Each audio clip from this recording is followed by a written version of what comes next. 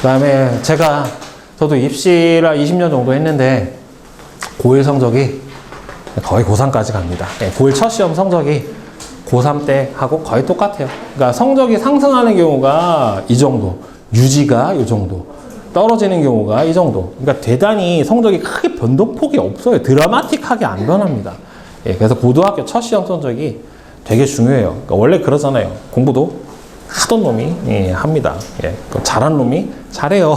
왜? 한번 잘하면 못하기 싫거든요. 그러니까 그게 관성이에요. 원래 그렇잖아요. 공이 한번 구르기가 어렵지. 한번 구르면 계속 굴러갑니다. 그러니까 공부도 계속 하는 게 몸에 배면, 그게 익숙해져서 결국에는 하게 돼요. 그 중학생 애들도 그게 중학교 때부터 좀 잡히거든요. 그러니까 학생들이 저도 이제 특목고 지도를 하는데 성적이 몇 학년이 제일 안 좋을 것 같으세요? 2학년이 가장 안 좋습니다. 중2, 그죠? 김정은도 중2가 무서워서 못 들어온다고 하잖아요. 그러니까 중학교 2학년 애들은 데리고 수업하기가 진짜 힘듭니다. 일단 자세가, 이렇게 돼요. 이렇게 앞으로 오지 않아요. 뒤로 갑니다. 고개도 약간 젖혀져요. 세상에 불만이 많아요. 뭘 해도 불만이에요. 대단히. 이제 뭐 초등학생이면 이제 들어가겠죠? 이제 그쪽으로. 근데 아이들이 사춘기를 보내는 방법이 두 부류더라고요. 뭐 좀 해라. 그러면 싫어! 안 해! 하고 안 하던가. 뭐 좀 해라. 그러면 하고 안 하던가. 알았어. 해놓고 안 해요. 그죠? 보통 여자애들은 해놓고 안 하고, 남자애들은 그냥 대놓고 안 하는 경우가 좀 많죠. 이제 그 시기를 어떻게 잘 보내느냐가 결국에는 이제 학생들의 학업 성취도나 학업 습관을 결정짓는데 대단히 중요한 것 같아요. 근데 너무 홀딩을 하는 것도 안 좋고 너무 이제 자유방임하는 것도 안 좋고 어느 정도의 아이들하고도 밀당이 필요한 것 같습니다. 그 부분은 100집이 있으면 100집의 육아 방법이 다 다르기 때문에 뭐가 맞다라고 정확하게 설명드리기는 힘들지만 그래도 적당한 완급 조절은 좀 있어야 되겠죠. 그렇죠? 자, 보시면 이제 이게 23학년도 주요 대학 출신 고교별 전체 재학생 대비 합격률이에요. 자, 서울대에서 돌을 확 던지면 어느 학생들이 제일 많이 맞냐? 일반고 학생들이 제일 많이 맞아요. 왜? 0.5%밖에 안 되잖아요. 근데 일반고가 제일 많아요, 전국에. 그러니까 일반고 학생들이 제일 많아요. 근데 재학생 대비 합격률은 얘기가 다르죠. 그쵸? 영재고하고 과학고가 압도적이죠. 그쵸? 그 다음에 외고, 국제고, 사사고 비슷비슷하게 갔죠. 그쵸? 자공고는 근데 생각보다 그렇게 많이 좋지는 않습니다. 그 다음에 스카이하고 주요 대학군. 그러니까 주요 대학군은 이게 순서대로예요. 아시죠? 스카이, 성서한, 중경, 외시, 건동홍, 광명상가, 뭐 이렇게 불러주잖아요. 그렇죠? 그래서 요 정도까지 보시면은 진학률에서 대단히 차이가 많이 나요. 요새 이제 대학 애들 보시면 뭐 어머님들 때도 있었고 저도 있었고, 대학 가면 1학년 애들이 제일 열심히 입고 다니는 거 중에 하나가 과잠이죠. 과잠. 그죠? 좋은 대학 가면은 저희 동네에 연세대학교 간 애가 하나 있거든요. 와, 1년 내내 입고 다녀. 저 새끼 또 가네. 그러면서 이제 보거든요. 야, 쟤는 학교 사랑이 어마어마한가 보다. 이렇게 해서 보는데, 진짜 1년 내내 여름에도 입고 다녀요. 그래서, 야, 가문의 영광인가 보다. 그러면서 봤는데, 요새는 근데 과잠 밑에 뭐도 쓰냐면 고등학교도 씁니다.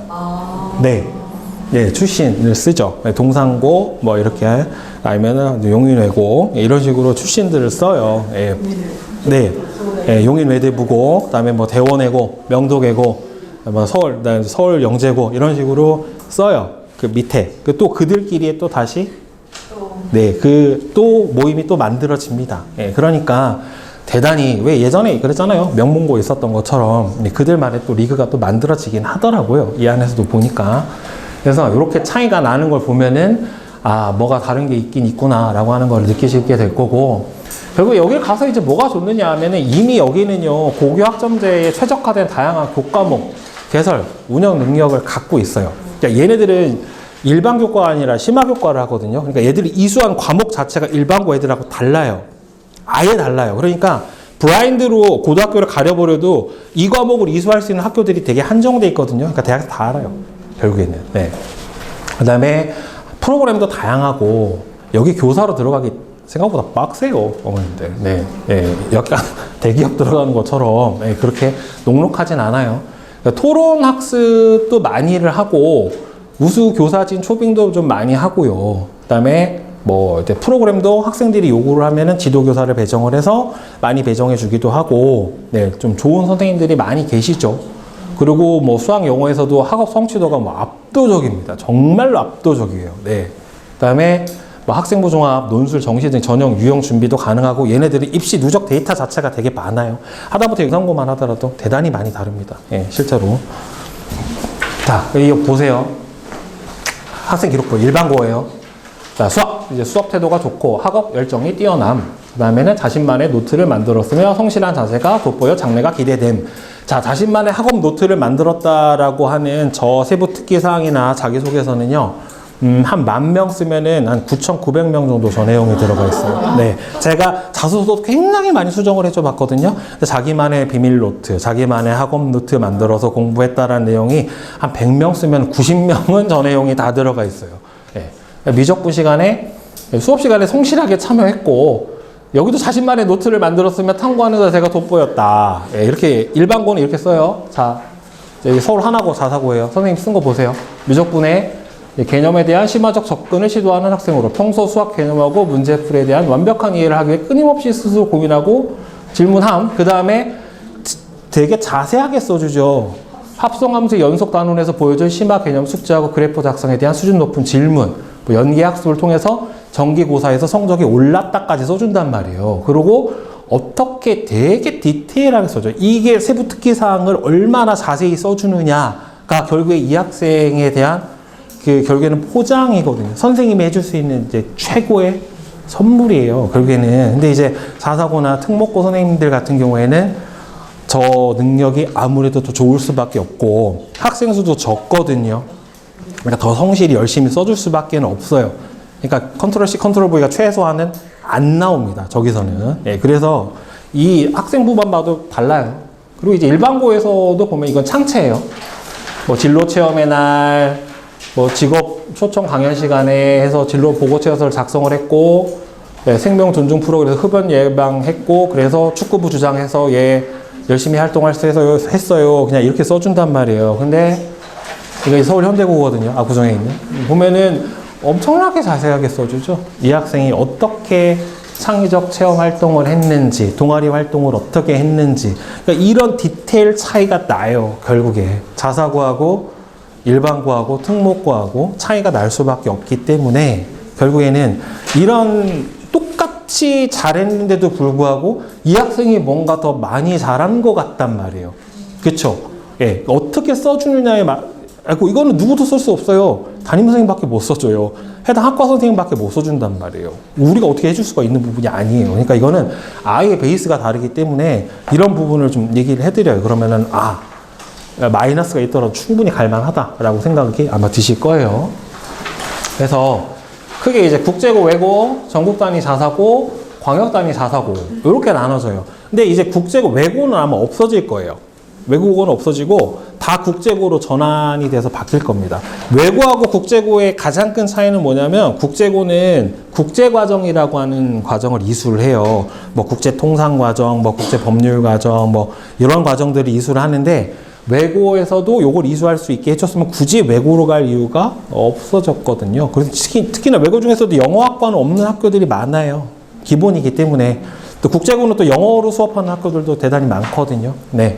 그래서 아마 외고가 국제고로 바뀌게 되고 처음에 약간 이제 인기 없다가 요새 점점 예, 많아지고 있습니다. 왜냐면은 이제 통합형 수능으로 가버리면 여기서도 의치학 갈 수 있다. 예, 이렇게 돼버리니까 예, 이쪽으로 약간 러쉬가 좀 많이 됩니다. 예. 특히나 경기 지역은 좀 경쟁률이 그래도 좀 높은 편에 해당이 돼요. 2점대가 좀 넘어가죠. 네, 전국 단위 자사고는 많이 들어보셨을 거예요. 그렇죠? 예, 전국 단위로 뽑고 대부분 다 기숙사로 보내죠. 속 편하죠. 어머니들의 꿈 아니에요? 보내버리고 안 보는 거. 그죠? 예, 군대 휴가 나오는 것처럼, 그죠? 막, 뭐, 분기마다 한 번씩 보는 거. 예, 그래서 보면은 서울 상산고나 서울 하나고나 외대부고가 용인, 예, 외고에 해당이 돼요. 네. 대단히 좀 높은 거를 볼 수 있고, 광역단위 자사고, 여기 동산고가 이제 광역단위 자사고죠. 그 경기도에 있는 애들만 지원할 수 있는, 예, 자사고, 그 다음에 인천에 있는 뭐 포스코고, 충남 삼성고, 서울은 구마다 하나씩 있죠. 그렇죠? 뭐 현대고, 세화고, 예, 이런 것들이 예, 광역단위 자사고에 해당이 됩니다. 그래서 평가 방식이 국제고는 영어 성적만 봅니다. 다른 성적을 아무것도 보지 않아요. 영어 성적만 봅니다. 2학년, 3학년 영어 성적만 보고, 예, 전국 단위 자사고는 내신 성적하고 출결, 그리고 이제 면접 보는 경우도 있고요. 그다음에 광역 단위 자사고는 서울 지역은 추첨하던지 아니면 조금 넘으면 그냥 다 받던지 아니면 면접 보던지, 예, 여러 가지 방식으로 갔는데 아마 이거 좀 바뀔 것 같아요. 지원한 애들이 많아질 것 같습니다. 실제로는. 네. 그리고 이게 아마 들어보셨죠? 어머니들. 경기도에 기숙형 고등학교가 있어요. 경기도에 특히 많아요. 예. 그래서 아마 한민고는 많이 들어보셨을 거예요. 양소고등학교, 비봉고, 이 근처죠? 비봉고, 화성고 같은 경우에는 근처고, 안성에도 있고, 여기 안양에도 신성고등학교라고 있어요. 어머니들. 자, 이건 이제 비평준화 지역이고, 평준화 지역입니다. 안산은 참고로 평준화 지역에 해당이 돼요. 네. 그리고 모집 방법은 뭐 다른데 이제 한민고는 혹시 군인 남편분 계시면 특별 군인 전역으로 70%를 선발을 합니다. 네. 그래서 보시면 실적이 일반, 자사고, 특목고 못지않게 대단히 좋습니다. 그렇죠? 한민고 특히 뭐 요새 굉장히 인기고요. 양평에 있는 양소고등학교도 유명하고, 예, 화성고, 신성고도 입학 실적이 대단히 좋죠. 그죠? 아, 강연자의 사심이 듬뿍 담긴, 예, 학교 순서죠. 예, 제가 꼭 고대 출신이라 저렇게 쓴 건 아니고 K가 Y보다는 앞입니다. 네. 자, 그 다음에 평가 방식은 200점 만점이에요. 중등 내신은 다 200으로 들어가요. 총 3년 내내 200점으로 들어가는데 요렇게 점수가 나게 돼요. 교과 활동 점수, 비교과 활동 점수, 예, 요렇게 나타나게 되니까 한민고 말씀드리면 한민고 일반 전형 커트라인이 199.5예요. 네. 그 다음에 군 자녀 특별 전형이 195 정도 됩니다. 예. 보통 양서고 같은 경우도 198 정도 돼요. 예. 거의 올 A. 예. 이 정도 맞으면은 갑니다. 대신에 결과치가 대단히 좋죠. 뭐 한민고 같은 경우에는 사교육 제로를 표방을 하는 학교이기도 해요. 학교에서 안 내보내줘요. 가면. 네. 방학 때도 3주 내보내줘요. 딱. 예, 지금 한민고 학생들을 지금 가르치고 있거든요. 예, 근데 이제 가기 전까지 와서 막 연락하고 가요. 그리고 이제 반년 있다 다시 나와요. 그럼 막 연락하고 가요. 예, 방법이 없어요. 진짜로. 안 내보내줘요. 아예. 근데 학교에서 그만큼 시스템도 되게 잘 해놓고 공부할 수 있는 여건을 많이 만들어 놨어요. 그리고 생각보다 그렇게 많이 학비가 비싸지는 않습니다. 이 경기도 기숙고등학교 같은 경우에 자사고는 비싸요. 되게. 그래서 내신 성적 반영 방법이에요. 외국어고 국제고는 영어만 보고 자사고는 학교마다 이제 반영 방법이 좀 다른데 그래도 뭘 제일 많이 봅니까? 수학이죠. 그렇죠? A to Z 수학이에요. 죽어도 수학이에요. 예, 어쩔 수가 없습니다. 예, 저도 과학 선생님이지만 그 수학의 중요성에 대해서는 뭐 저도 공감을 하는 부분이에요. 저도 고등학교 때 제일 공부를 많이 한 게 뭐였냐라고 하면 수학입니다. 네, 수학을 제일 공부를 많이 했고 수학이 제일 어려웠어요. 저도. 네, 어쩔 수가 없습니다. 근데 수학을 재밌어하는 애들은 없지만 그래도 열심히 해야 하는 이유가 뭐 이 좋은 학교를 가기 위해서도 그렇고 좋은 대학을 가기 위해서도 그렇고 수학은 언제나 난제 같습니다. 예. 중학교 내신은 A, B, C, D 5단계로 나눠지게 됩니다. 이제 중학교를 가게 되면은 아마 1학년은 그 진로 연도라고 해서 내신이 안 들어가고요. 2학년하고 3학년 내신만 들어가게 돼요. 그래서 1학년 때 공부할 수 있는 여건이 충분히 마련이 되니까 그 안에 좀 많이 잘 다져놔야 되겠죠. 그죠? 자사고 학비가 얼마나 되느냐. 네, 대충 이 정도 됩니다. 네. 네, 자사고 학비. 네, 비싸죠? 네? 듣기만 하면 가기만 하는 거. 아, 그렇죠. 왜냐면 이거 여기다가 일반고 가서 여기서 놓으면 먹이고 재우고 싸우고 스트레스 받고 그거보단 싼 거 같기도 해요. 왜냐면 저기서 먹고 자고 다 하니까 학원 안 보내도 되니까 일단 보내놓으면 끝이니까 그죠? 오지 마 그냥 그래버리면 되니까 그죠? 그래서 요게 1년 들었는데 요게 한 학기가 되니까 대략 한 3천만 원 정도 1년. 근데 뭐 내 새끼 고등학생 1년에 3천만 원 안 들어갈까요? 예, 충분히 들어가죠. 예, 그러니까 예, 요 정도 비용이 든다라고 생각을 하시면 될 것 같아요. 이건 전국 단위 자사고고 광역 단위 자사고는 등하교를 합니다. 그죠? 동산고 애들도 등교하니까 갔다 왔다 하고 포스코 고등학교 애들도 왔다 갔다 하고 하거든요. 서울 애들도 마찬가지고. 뭐 근데 걔네들은 이제 대신에 이제 사교육의 혜택을 조금 더 받을 수 있기 때문에 예. 그리고 고등학교도 저걸로 바뀐 거 아시죠? 의무교육으로 학비 안 냅니다. 네, 중학교도 안 냈는데 고등학교도 안 내요. 그래서 광역 단위 자사고에서는 그만큼 빼줍니다. 네, 근데 전국 단위 자사고는 아예 거기 해당 사항이 없기 때문에 무조건 다 내야 되는 거예요. 네, 그래서 다 포함이 되니까 애들 보내고 반년 뒤에 반년 하고 있으면은 이제 반년 뒤에 오는 거죠. 네. 그래서 결국에 제가 이제 늘 계속 강조하거든요. 학부모님들한테 적성 빨리 찾아야 됩니다. 그래서 적성 빨리 찾고 쾌활하고 목표를 정해서 공부를 해야 돼요. 그러니까 최소한 내가 뭐가 되고 싶은지 어느 쪽으로 가고 싶은지에 대한 목적의식은 가지고 공부를 해라 라고 늘 강조를 해요. 저도 중학생 애들도 수업하거든요. 지금 자사고반 애들 수업을 하는데 애들 수업을 하면서 아이들한테 끊임없이 물어봐요. 뭐 하고 싶니? 뭐가 되고 싶니? 뭐 이쪽에 관심이 있니? 뭐 이런 식으로 물어보거든요. 특히나 고등학교 애들 같은 경우에는 좀 이제 더 목전이니까 저는 이제 고등학생 애들 훨씬 더 많이 수업을 하니까 고3 애들, 고2 애들한테는 진로에 대한 상담도 좀 많이 해주거든요. 요새 이제 아이들이 많이 관심 있어 하는 부분이 이제 AI 파트에 해당이 됩니다. 그리고 요새 애들 상담하면서 가끔 이제 어이가 없는 게 무슨 학과를 가야 돈을 제일 많이 벌어요? 이렇게 물어보는 애들도 있어요, 실제로. 그러니까 뭐 취업이 어딜 가야 제일 잘 돼요? 뭐 이렇게 물어보는 거는 당연한 건데 어디 가야 돈을 제일 많이 벌어요? 뭐 이렇게도 물어보기도 해요. 근데 요새 AI 아니면은 이제 그 인공지능 파트에 대한 부분이 아이들이 제일 많이 관심이 많거든요. 선호도도 높고. 근데 어느 학과가 그래서 제일 요새 인기냐면은 통계학부예요. 네, 통계학부. 되게 생뚱맞죠? AI하고 통계하고. 왜 이러면은 모든 AI는 다 네, 빅데이터의 예, 조합이에요. 통계예요. 어머님들이 유튜브를 뭘 보셨어요? 뱃살 빼기를 봤어요. 자, 그러면 계속 뱃살 빼기가 나온단 말이에요. 그렇죠? 통계입니다. 빅데이터는. 알고리즘도 결국에는 다 통계예요. 예.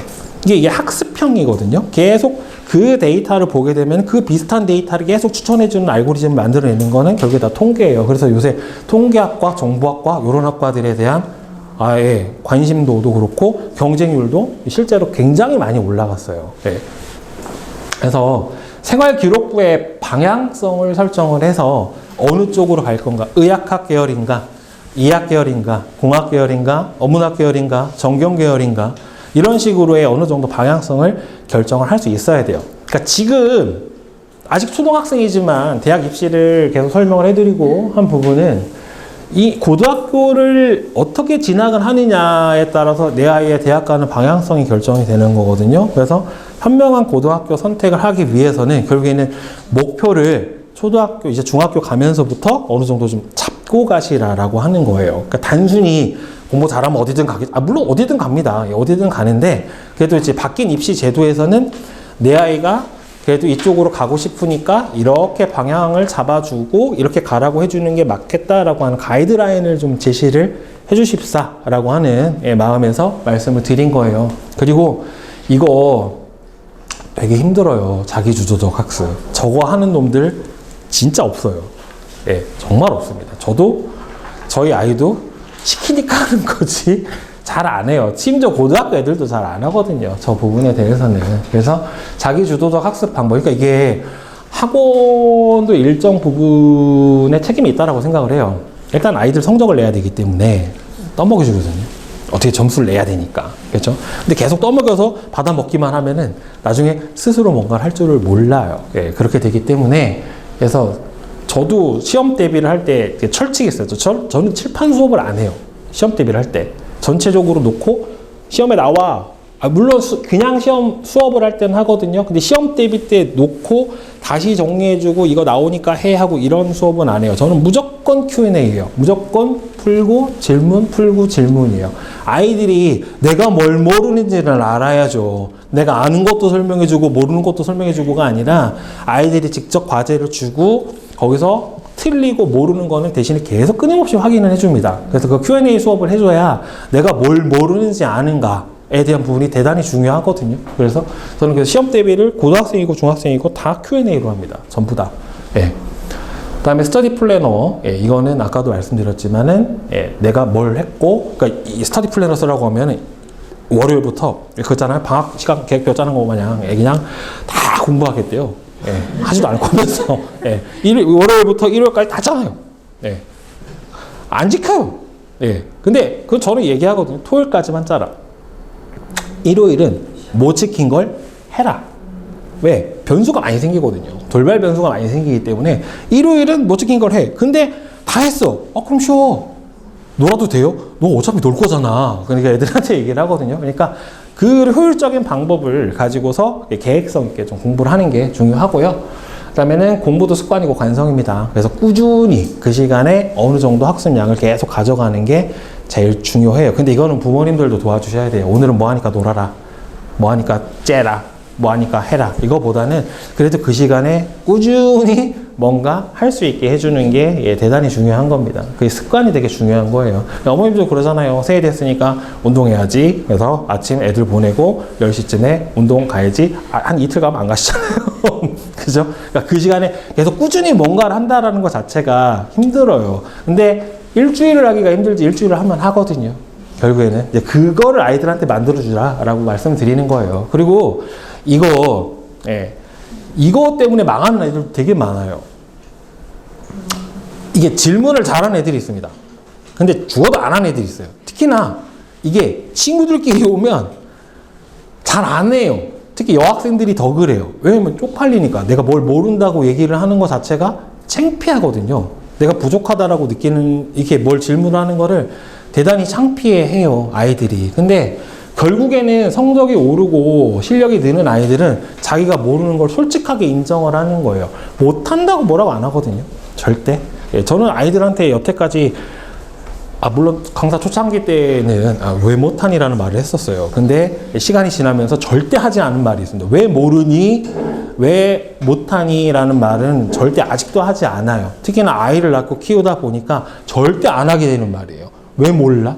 왜 안 해? 왜 못해? 이거밖에 안 되라는 말을 절대 안 하거든요. 그들은 그게 최선일 수 있고 거기에 대한 이해를 해주는 게 우선이기 때문에 결국에는 대신에 모르면 모른다고 얘기를 해라. 몇 번이고 물어보는 부분에 대해서는 정확하게 설명을 해주겠다라고 얘기를 해요. 그래서 아이들도 질문할 수 있는, 선생님도 짜증내면 안 되고 아이도 그래서 그 자연스럽게 질문할 수 있는 수업 환경을 만들어주는 게 좀 대단히 중요하다고 생각을 해요. 실제로 아마 그래서 저희 원장님도 그렇고 저도 그렇고 그런 부분에 대해서는 아이들이 자유롭게 질문하고 몇 번이고 질문할 수 있는 환경은 저도 좀 만들어 주려고 합니다.